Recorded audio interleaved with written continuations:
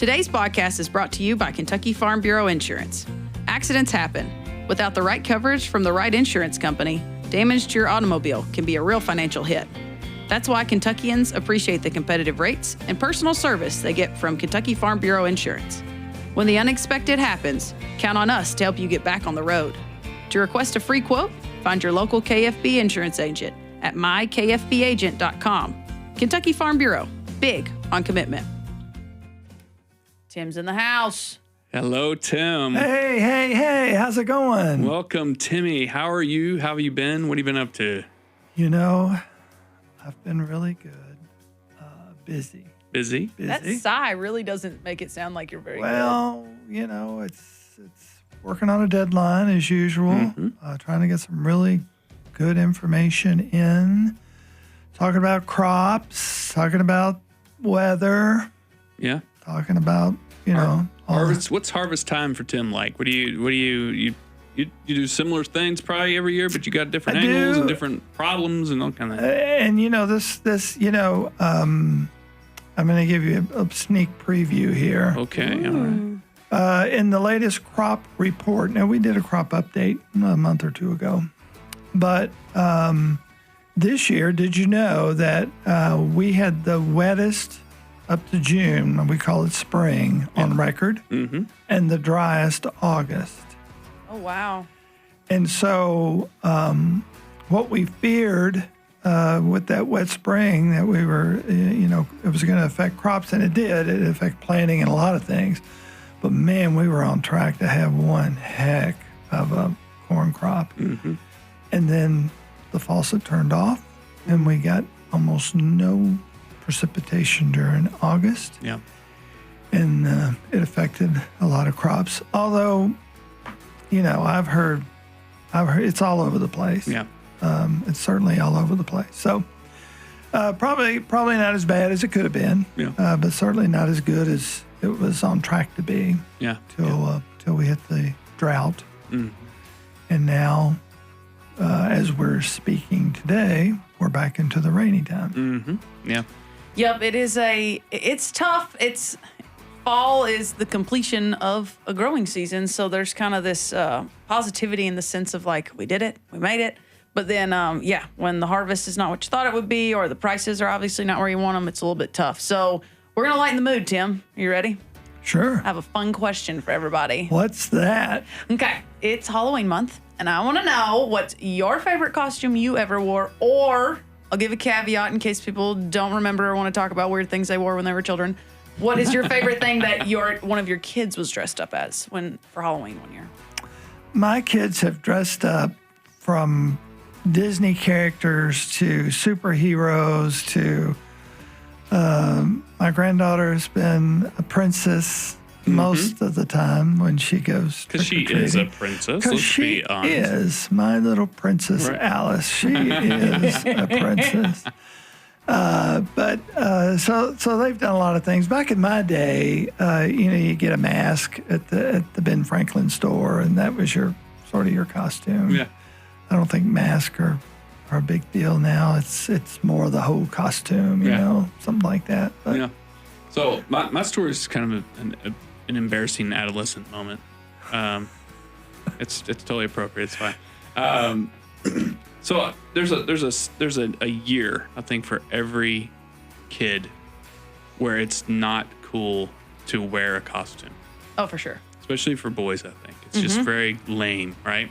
And I did not know it was that year, okay? Oh, no. So I was like 12 or 13, okay? And I was really excited because when I was 12 or 13, the Tim Burton Batman came out, okay? This is in the 90s. I'm old, right? Okay. So Tim Burton's Batman. That was like yesterday. Don't talk to me about old. So the Tim Burton movie came out and I loved it, right? It was really cool. I've always been a Batman fan of comics, you know. So my parents, who I'm one of four, didn't have money to just throw around like crazy. They bought me like a true like rubber like Batman mask with the whole thing, like big true mask, right? So they spent a fortune on this mask. And my mom's answer to the rest of the costume was she's going to make it. Okay. Oh yeah. Okay. Here we go. So mom made the rest. Okay. So she made me like this like thing on the front with like abs and muscles and stuff. And I bought a Count Dracula cape and all this stuff. And I'm just wearing like black sweatpants underneath it, you know? So I'm like 12, 13. I put this thing on and I'm like, candy time. Okay. And I go out and it is not 5 seconds into my neighborhood. And every kid my age is just dressed down, like walking around. And I'm in this full, I mean, not even kidding around kind of costume. I am trying. And I am horribly embarrassed, but I'm also understanding my mom actually got me a real mask, like the mask. We had that thing forever. I mean, it was a full deal, right?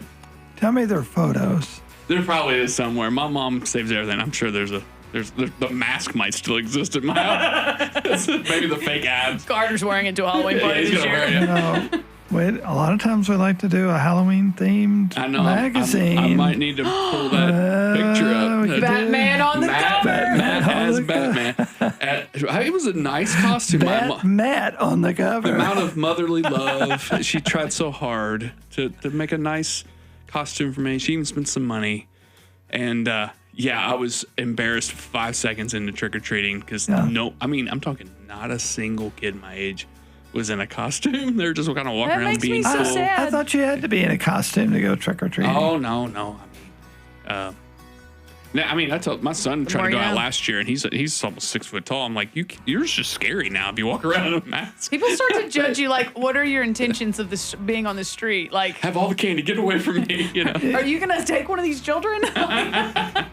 Families go now together, and they're all dressed up. Yeah. Mom and dad. My and the sister, kids. my older sister, Yeah. they're the whole family dress up. And at first, I was like, come on. Yeah. And I'll be honest, it's pretty hilarious. Like, it's a whole thing. They were Olympians one year. Oh, that was yeah? really cute. Yeah, they do all kinds of cute stuff. So, what about you? What's your costume? Okay, or... mine just pales in comparison. But me and my younger sister are 14 months apart, but we are like, I don't know, a foot of difference in height. And so we don't look 14 months apart, which I always look back at photos. And my mom really dressed us like in similar apparel. And it made no sense because me and my older brother looked closer in age. Like, it looked like we could have been twins. And me and Anna looked like we're 5 years apart.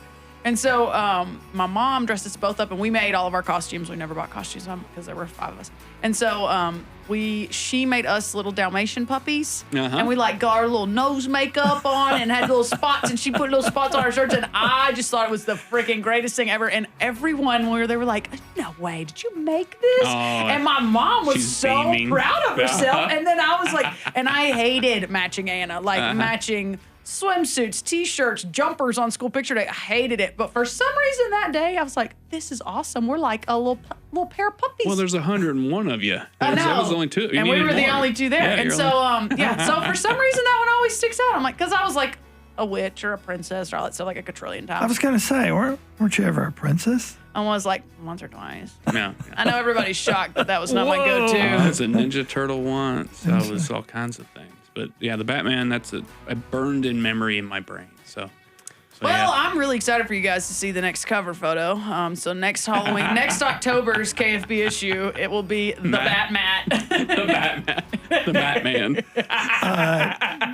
Don't hold me to that. It's just a thought early on. Yeah, they might be out there somewhere. I'll have to find it. It's pretty good. So. All right, well, in completely other news, Tim, who's on the podcast today?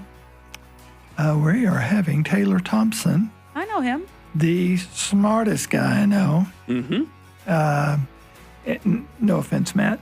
That's a very. I know that I'm way on the list on that one. Taylor, and forgive me, I'm not going to call him the right thing, his official title, but he is the know-all, end-all person when it comes to ag economy, to commodities, to all the news that's going on, and so we want to talk about that. I've looked at the last couple of USDA reports that have come out, and I won't say they're not right on, but in a lot of cases they're not.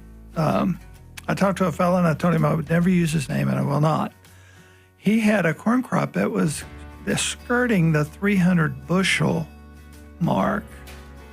Now he said, that was also the most expensive crop I ever put out because he had to spend some money, obviously, to get that kind of yield. But so there's a lot of good out there. I mean, we've had a really tough year now. Soybeans are probably going to be a little different, but even with that, I've talked to folks that have had 60 plus bushels, and that's actually above the national average right now. So we're going to talk about that. Let's talk a little bit about where we are as the harvest continues. I think is what we called the article, but and talk a little bit about where we are with commodity prices. I think the last I checked, corn was a little up, but a little doesn't make a whole lot of difference for a lot of folks. But anyway, it should be very interesting, and he is very knowledgeable about that, way more than me. So I just write down what he says. The IQ level of the podcast is increasing here in a second. Oh, especially when, yes. God, we better get to it then. Yeah. All right, well, we'll let you guys get to hearing from Taylor. I'm Renee Carrico. And I'm Matt Hilton. Tim Thornberry here. Let's get rural.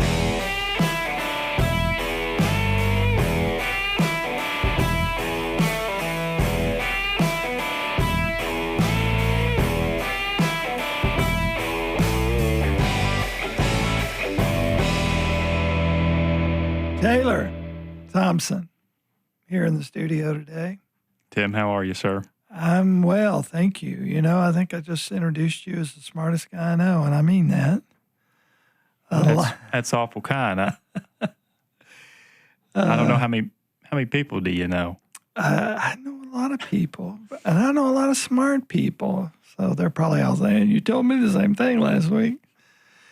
But we are talking harvest. It is harvest season, and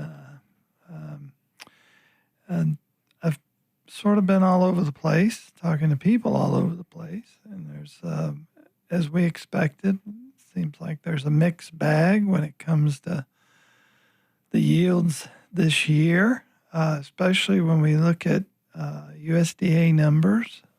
Certainly, I think we worded it certainly could have been a lot worse in places. In some places, worse is the word to use. But I guess we'll just have to wait until it's all said and done. But where are we at this point? We're recording this toward the end of September, and we're just knee deep into corn and soybeans right now. So what's going on out there in the world of commodity markets?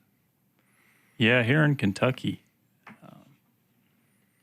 it's certainly been a very unique year. And I think to kind of understand where we're at now for the listeners, I think it'd be helpful if we just take a moment to kind of look at where we've been this year. Something that was really unique about this growing season, and a lot of this stuff is information that typically our listeners will be familiar with, but if you're not, here in the state of Kentucky, it was a very, very wet spring for our growers. A record. Absolutely. I've got some data here with me, and grabbed this actually from UK's Ag Weather Center, and they made a little chart here with some data saying that, and what they have is Kentucky's top 10 wettest January through June since 1895. 2025 is actually second on that list. Oh, I got the information from the Mesonet people late in June. Oh, and it's said it was the wettest up till June. Up till June, yeah. So either way, it's wet. It's exactly right. Because here the data that's here, I mean, it's right there, really close to the number one spot. Close enough for a record. Yeah, no, it's right on. And that presented a lot of challenges for growers. The moisture that fell, in particular, how we see this play out for our growers is delays, or also just a slower pace for how we do things. So when we think about Kentucky,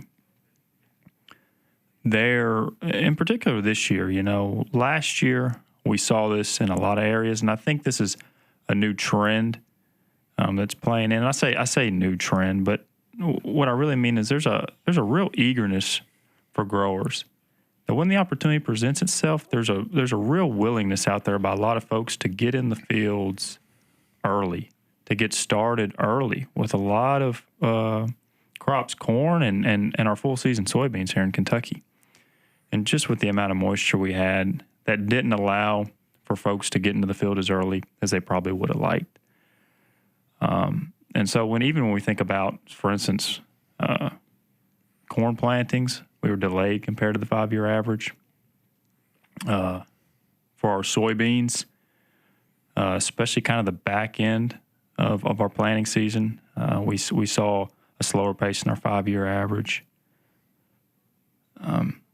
And then when we think of our double crop soybeans, when I say that, meaning, the wheat that we harvest there in late June, early July, going in right after our wheat crop. Well, when that wheat, because we get such a significant amount of rain, when that too gets delayed in harvesting the crop, well, that means that folks are going to be a little bit delayed in getting those double crop beans in the ground. Mm-hmm. Okay, and so now, when we think of the progression through the growing season, by the time that we got to the end of July, moisture was looking really good across the state. Mm-hmm. And I think we might have been on a podcast earlier. I can't exactly remember, but I know we've had discussions where there was crop out there that looked really, really good. Robust was one of the words I heard. I think we probably, at that point in time, we certainly could have been in record territory had the season progressed in a favorable manner. Then we hit August. I think that's exactly right. And that's really the August being kind of the pivot point here. And so I was told that this August was the driest August in history, with, I think there was like 1.7 inches total of precipitation throughout the state. I know around my neighborhood, my neck of the woods, we didn't see rain for weeks and weeks. And even now, we're into this getting close to the end of September. And on these dates this week, we were supposed to get significant rain. Well, it's rained somewhere, but not everywhere. I mean, not a lot everywhere. I think everybody's gotten a little drink of water at this time, but very little. Yeah. And to your point, I was in Owen County last night. We had a meeting at the Farm Bureau office there for our District 6 Generation Bridge group. And I had a slide that I presented where it's just simply the U.S. drought monitor showing from the end of July to where we were at in September. You can see just the progression of those drought conditions throughout August and into September. Not only the drought conditions, but how they intensified over that time frame too. I saw that. And it puts you in a situation kind of, now here at September 25th, right?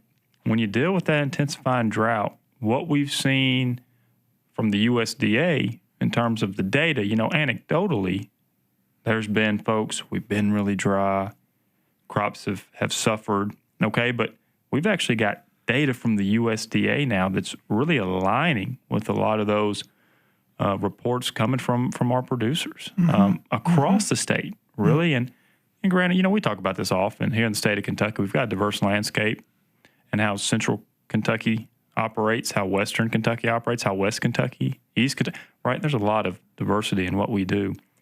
But we really saw that dryness impact folks throughout Kentucky. Oh, absolutely. And now some of these yield effects are showing up in USDA data, and we might be able to get into that if you'd like. But well, I think it's certainly worth noting because, I visited with the general manager down at Hopkinsville grain elevator a couple of weeks ago. And while, we certainly, the expectations here in the state have dropped some since, say, mid-June, July. But nationally, I think we're looking at a corn crop about 1.9 billion more bushels this year than we had last year. He referred to them as monster crops in other places. Obviously, it's not going to happen here. But overall, the market is going to be full of corn. Yeah, it's really a tale of two yields, I guess is one way you can put it. I'm no magazine editor, so I don't know that I'm Can the I best. use that headline? I don't know that I'm the best with these types of things. But when you look at Kentucky, we do play a significant role in terms of our agriculture production in the U.S. But from the crops perspective, focusing on corn and soybean in particular, we're in the top 15 in terms of production in both categories, at least as of 2024. But in terms of the broader national discussion, right? What happens in the I states? What happens in states that are in that upper Midwest area? Okay, that's going to drive a lot of that national discussion, and where a lot of people that are looking at futures prices, right? Those national prices really hone in on. So here in Kentucky, we've had significant pull downs in corn in terms of our corn yield. And we've had really significant pull downs in our soybeans. But, and that's just what we've seen, for instance, in Kentucky, pulling down our state bean yield from 52 bushels in August to 40 is where we're at as of the September report. But nationally, we could be staring down record yields for corn and beans. I think the last report I saw, and I'm looking at it, and thanks to you, if those numbers hold nationally, those are both records. That's what it's looking like. And so, it's always great to grow a big crop. I don't know where prices are, though. You can grow a million bushels of corn, and if your profitability is not there, it's still a tough road to go when it comes to selling it. So we're hoping that the markets play well together with farmers as we get deeper into the harvest and get close to the end of it. Yeah, there has been a wide-ranging set of discussions going on. And what I mean by that is, for example, depending, and not just row crop agriculture, but cattle markets as well, but from the row crop perspective, there's been a lot of discussions around fertilizer, right? Fertilizer and seed, and we think about input costs. Additionally, equipment, right? There's a lot of discussion about equipment prices, okay? And of course, really headline a lot of articles is the trade discussion, in particular, our relationship with China and the soybean markets, right? But even taking those into consideration, right? We even have discussion that involves a lot of our broader macroeconomy, things like interest rates, right? And when we borrow money, what does that look like? We have really got a lot of things to think about from the row crop perspective this year, with prices where they're at, and then taking into consideration, right, the persistently high cost, right, to run a farm business, right, to be involved in row crop agriculture. And so it's really been a year where I think there's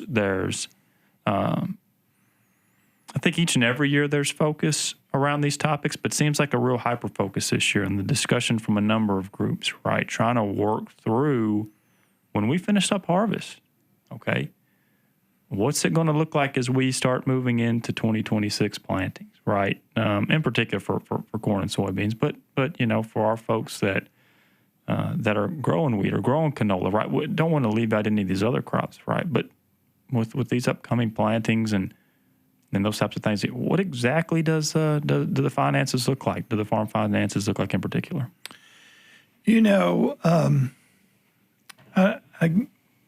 I would guess to think that we are in an atmosphere that input prices are certainly, the bottom's not going to drop out of those.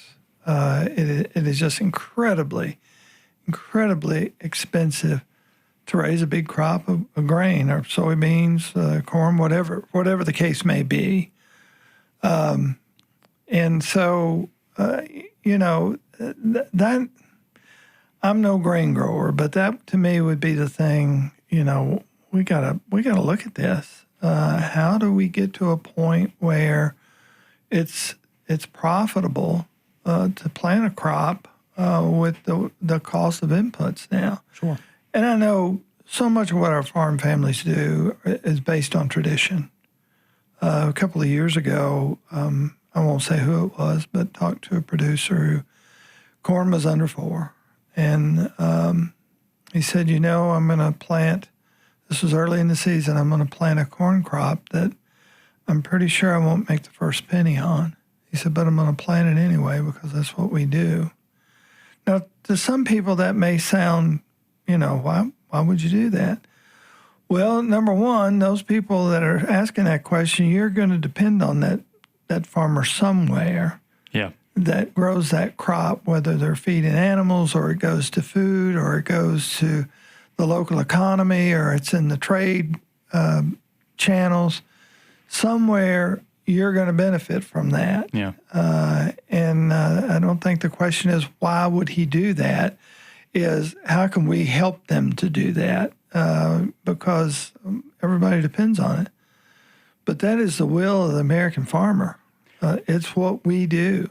Yeah. And I think, certainly you got to give them a shout out, but at the same time, how do we get cost under control, or do we?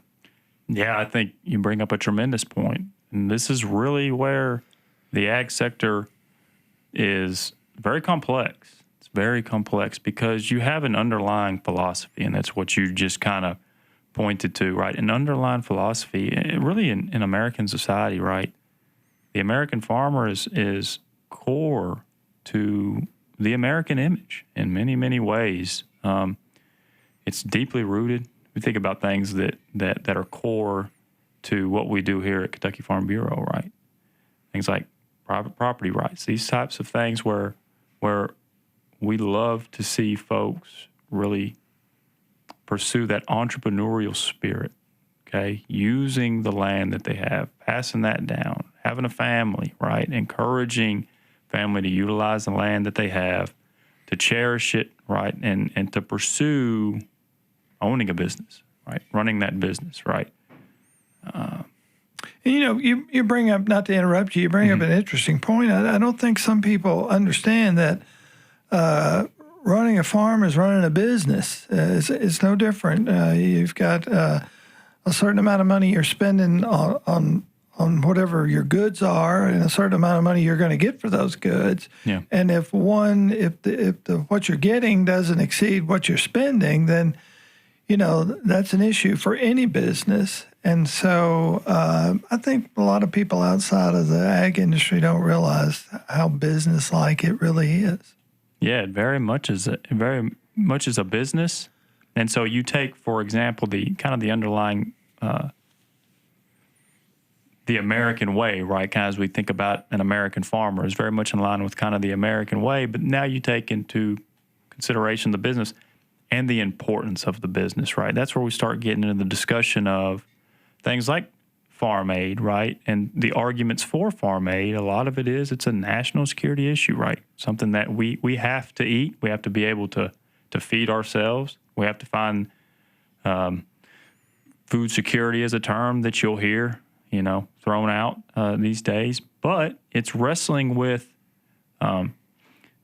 how can a business be free to operate, and at what points, from a national security standpoint, does the government step in, and then how much is required, right? It's a really delicate balance, and it's a complex industry that there's a lot that's tied up in it, not only from an image standpoint, but just kind of the nuts and bolts of the sector. There's pressures from all over because it's in a commodity market, speaking of row crop in particular, right? I mean, it's a global market, right? There's a lot of factors that play into that. And so I guess the point, just to kind of bring it all together, the point that I want to make is that when we think about these issues, it's not always so black and white. It's not always so simple, right? And farm decisions, right? I mean, something we've really touted here at Kentucky Farm Bureau and have kind of taken the flag up on is farmland transition, right? Even as we think about, right, how do we keep farmland, right?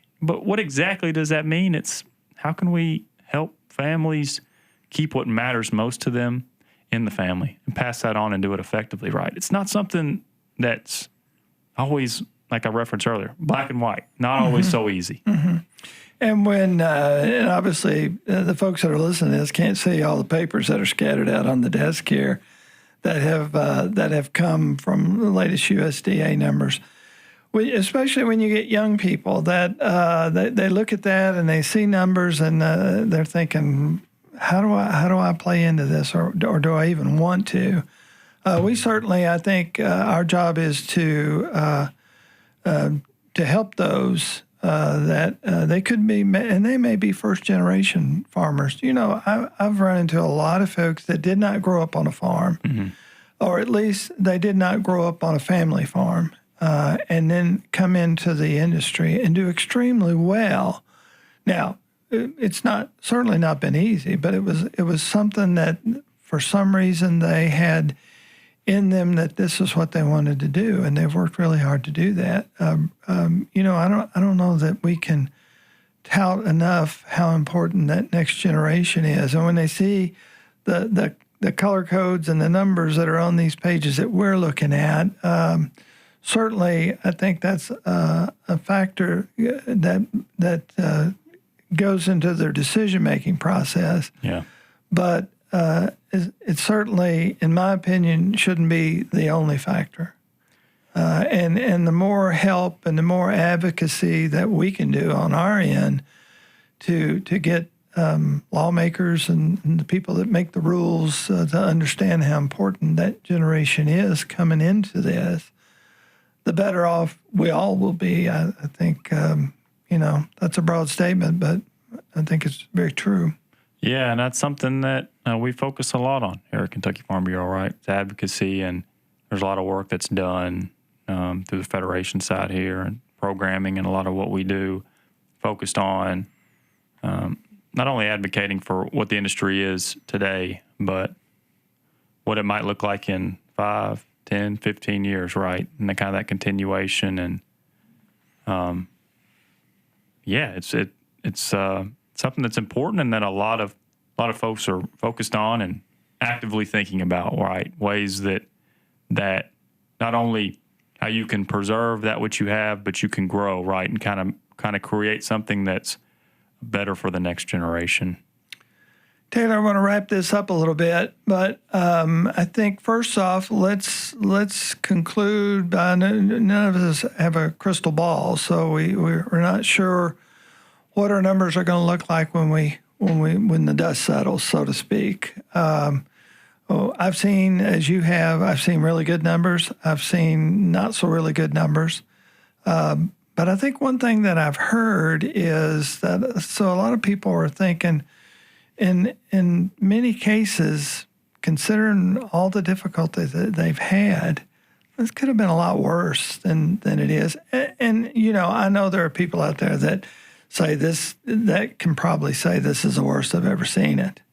And I'm certainly not doubting them, but for a lot of folks that I've talked to, certainly I think, and I think what that does is it shines a light on how wonderful these producers are and how great the research we have when it comes to production agriculture is, and how it keeps, in situations like this, that it helps keep us in at least an average or better than average kind of crop year, when it could be detrimental in a lot of instances.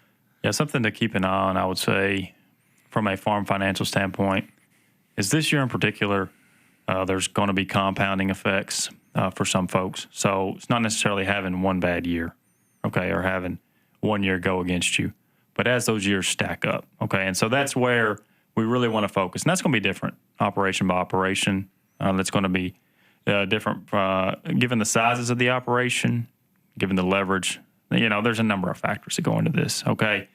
But we're in an environment now where interest rates are elevated, given historical levels, right? And what it looks to acquire debt and how these lenders operate, right? It's just a different scenario than where we were, 10, 15 years ago, okay? And for folks, it's something that, like I said, is going to be different, but I think what a lot of people and a lot of producers are keeping in mind, at least from how I perceive it and think about it, is right. What are the things that need to be done this year to get to next year? Okay, how can and break even in a lot of cases is going to be very, very challenging. But what are those things? What are those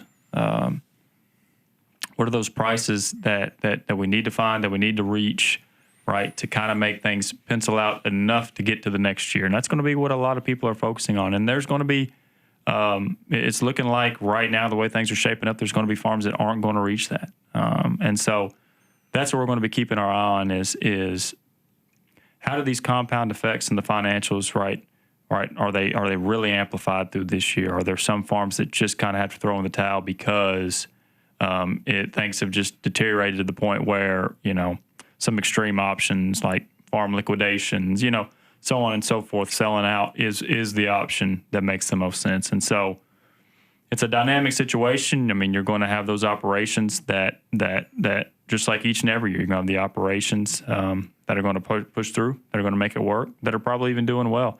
And then you're going to have some tough conversations as well. I mean, it's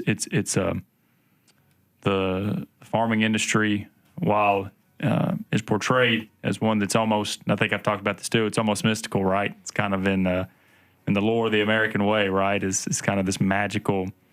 It's a tough business. It really is a tough business, and there are resilient, really good growers all over the place. But it's going to be one of those years that there's going to be some tough conversations, and it's something that we are monitoring closely and want to keep an ear, and certainly for Farm Bureau, find ways that we can help out, whatever that looks like for our folks.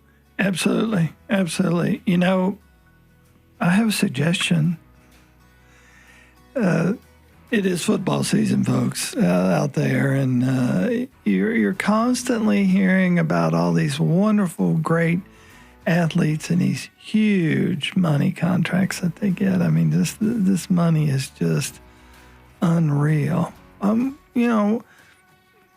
need to start looking at our farmers as being those superstars. When are they going to get a shoe contract or? How about that? Yeah, get a boot contract. Yeah, what do you think? Because they are superstars. Come on, people out there. The people that feed you, the very people that grow your food should be like one of the most important groups in your life, period. And so, hey, I love our athletes, and I'm not knocking them at all, or our big rock and roll stars and all the money they make. And, if that's what the consumer's willing to pay for. But let's talk about our food for a minute. The people that feed us. How important is that to you? Think about that out there, folks. Think about how important they are. They're certainly important to me. Absolutely. And we want to do all we can when we're in here chatting away to promote what they do and wish them the best and let other folks know they need to do the same. Absolutely. All right. Taylor Thompson. Well, Tim, I appreciate it. Always good to have you here. Yeah.